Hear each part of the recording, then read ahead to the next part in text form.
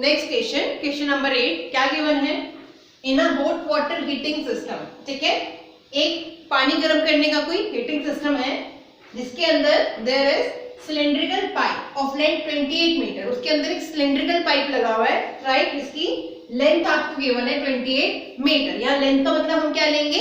Height, right, and diameter is 5 centimetre. तो मैंने यहाँ पे इस पाइप को बना लिया है फिगर में कि ये जो हीटिंग सिस्टम के अंदर पाइप लगा हुआ है सिलेंड्रिकल, वो ये पाइप है, इसकी लेंथ मींस हाइट 28 मीटर है और डायमीटर 5 सेंटीमीटर है, ठीक है। तो हमसे पूछ क्या रहा है? Find the total radiating surface in the system.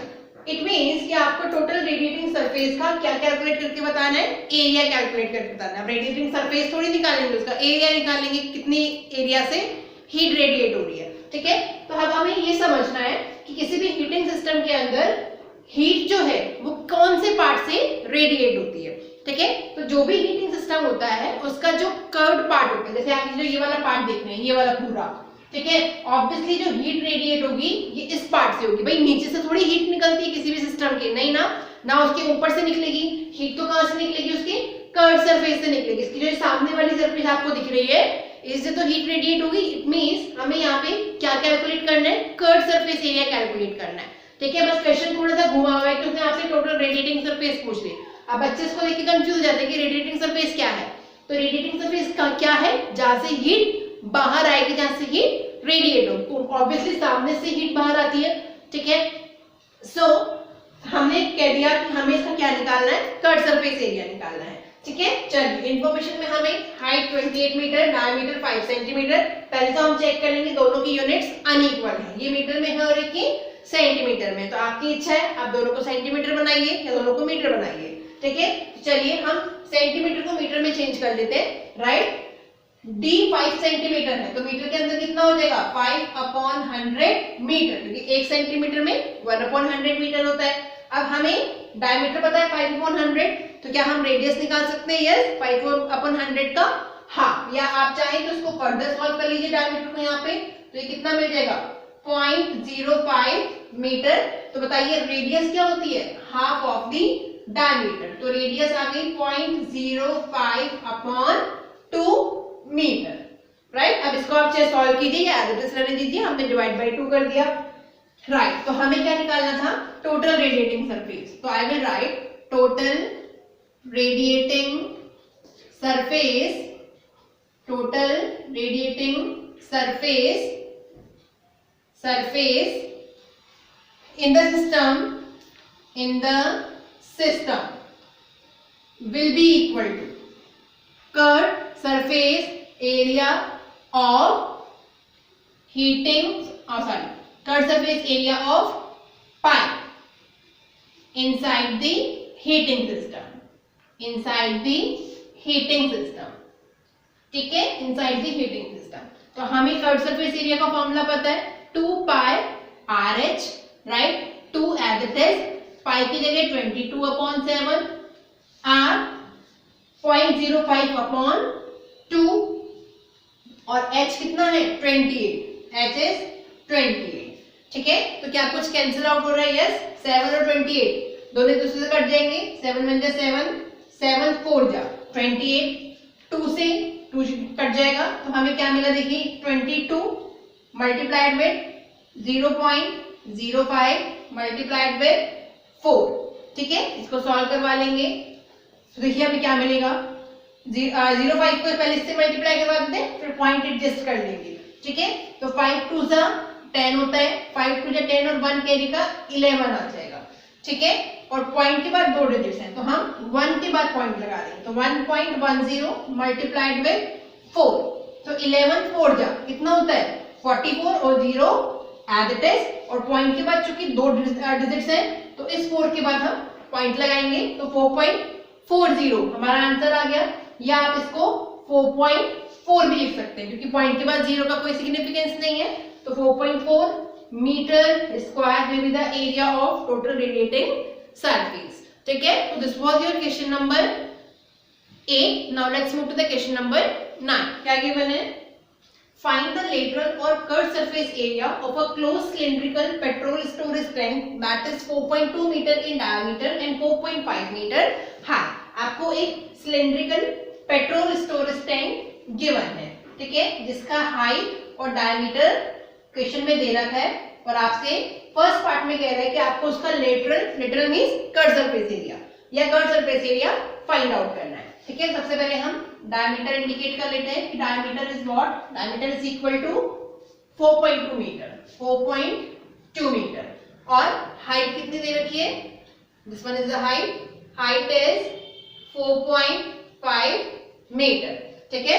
So diameter हमें पता है, क्या हम रेडियस निकाल सकते हैं, that is the half of diameter, तो r is equal to d by 2, that is 4.2 upon 2 metre, ठीक है। और हाइट 4.5 है, तो कर्व सरफेस एरिया फॉर्मूला हमें पता है, so I will write curve surface area of a petrol storage tank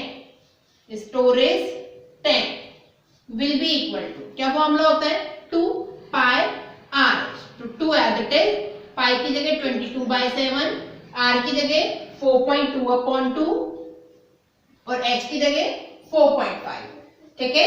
calculation करेंगे, सॉल्व कर लेंगे और अपना आंसर मिल जाएगा। देखिए 2 से 2 गया, 7 1 जा 7, 7 6 जा 42, तो 0.6 आएगा क्योंकि 4.2 था, राइट। तो हम लिख लेते हैं हमें क्या क्या मिला, here 22 multiplied with 0.6 multiplied with 4.5, ठीक है।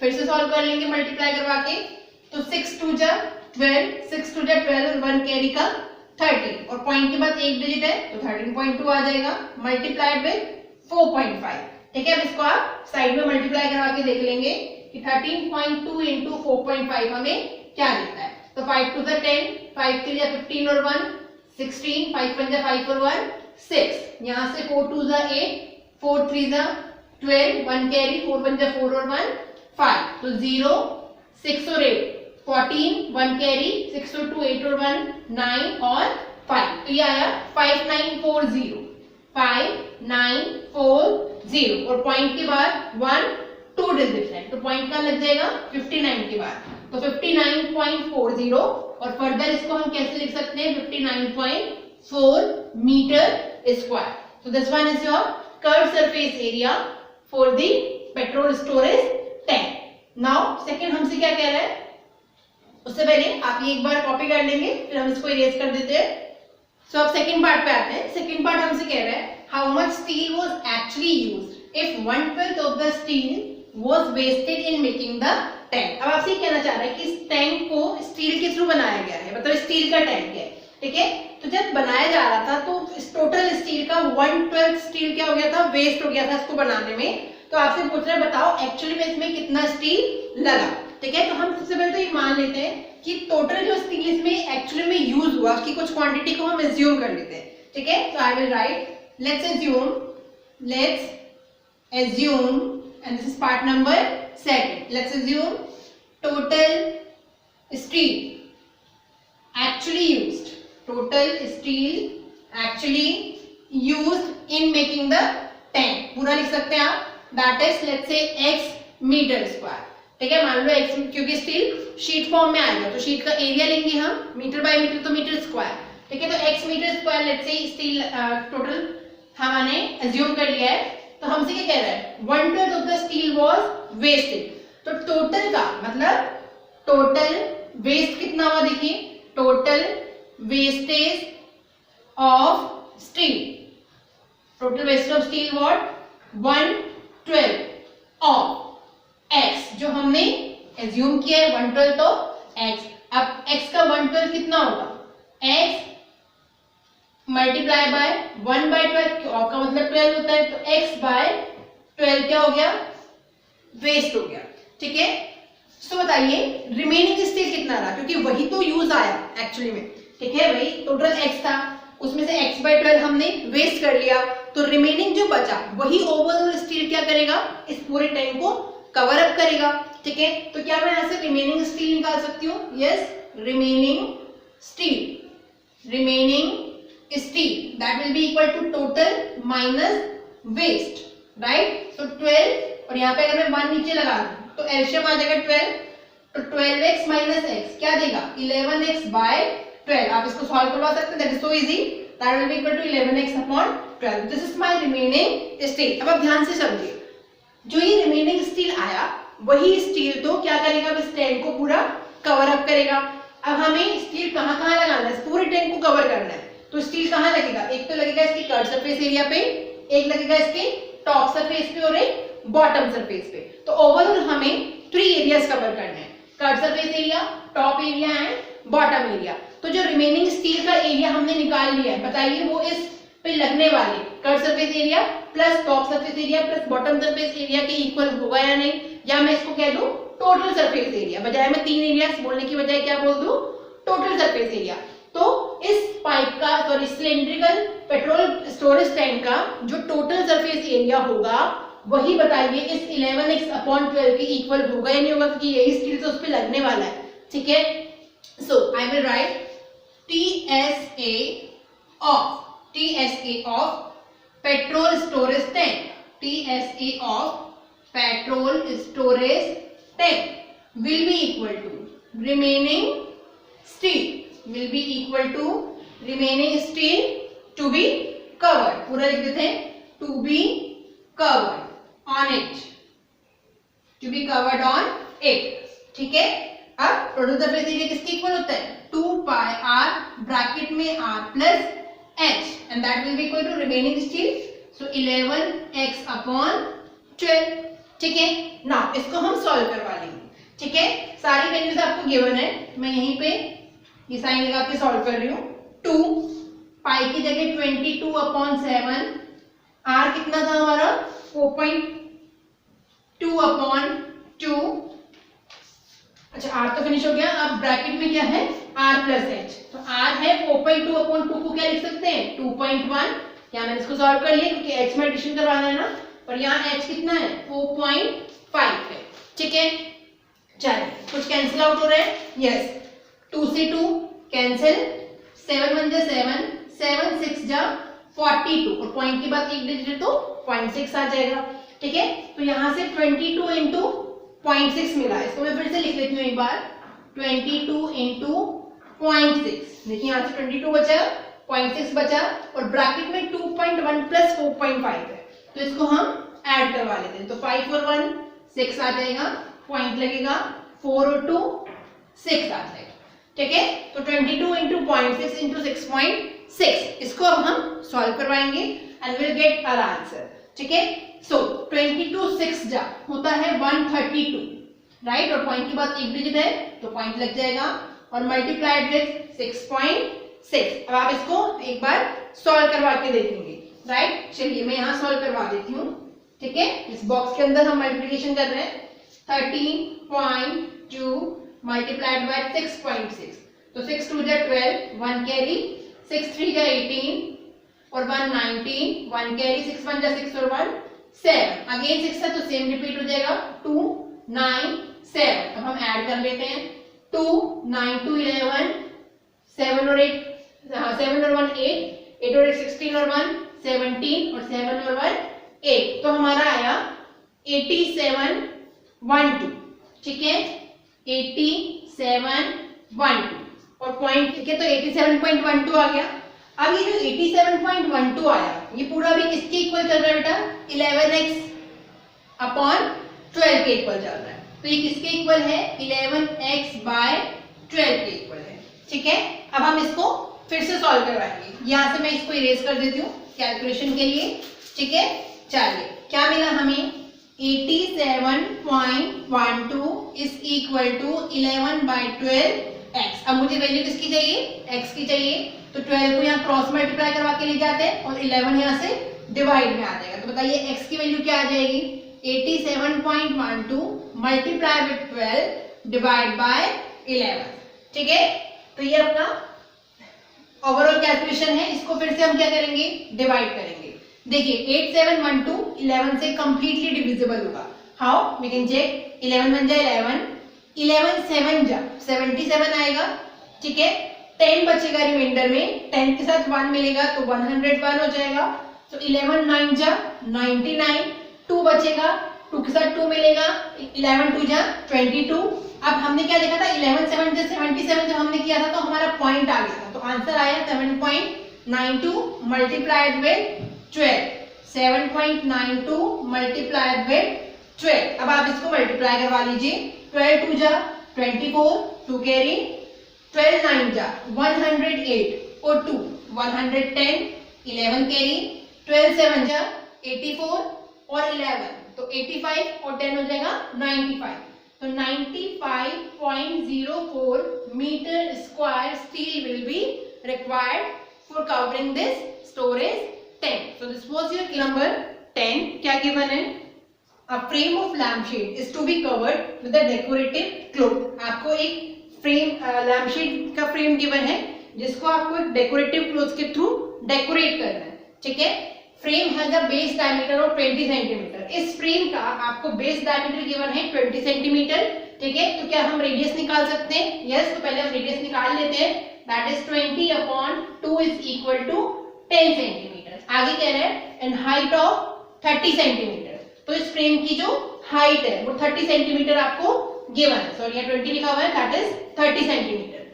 A margin of 2.5 centimeter is to be given for folding it over the top and bottom of the frame। अब जब भी हम कपड़ा बिछाते हैं किसी चीज के ऊपर तो हम क्या करते हैं, उसके टॉप और बॉटम से अंदर की साइड लगाते हैं ताकि वो सेट हो जाए, ठीक है। मतलब इस केस में टॉप बॉटम, अगर ये ऐसे खड़ा है तो हम लेफ्ट राइट से अंदर की तरफ घुसाते हैं कपड़े को, ठीक है। तो सेम वे में इसने क्या कर रखा है, हाइट के अलावा कुछ और मार्जिन टॉप और बॉटम में दे रखा है। वो मार्जिन कितना है?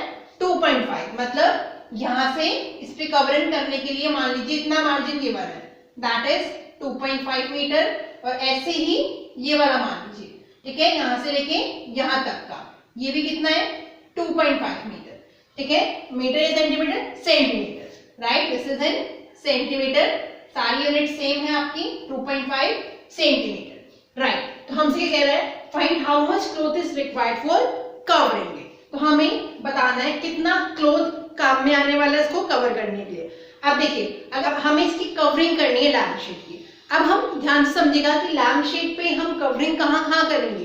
भाई अगर हमें कवरिंग करनी है तो ऑब्वियसली हम उसकी कर्व सरफेस को कवर करेंगे, ठीक है। अगर हम टॉप और बॉटम में भी कवर कर देंगे तो उसका तो कोई सेंस है ही नहीं, राइट। तो ऑब्वियसली हमें कवरिंग कहाँ करनी है? ओनली ऑन कर्व सरफेस, ठीक है, क्योंकि कर्व सरफेस से तो लाइट रिफ्लेक्ट होकर आएगी बाहर, राइट। तो इस तरीके से अगर मुझे क्लॉथ रिक्वायर्ड फॉर कवरिंग निकालना है तो मुझे क्या निकालना पड़ेगा? इस लैम्प शेड का कर्व सरफेस एरिया निकालना पड़ेगा, ठीक है। तो I will write in solution cloth required for covering will be equal to curve surface area of lamp shade.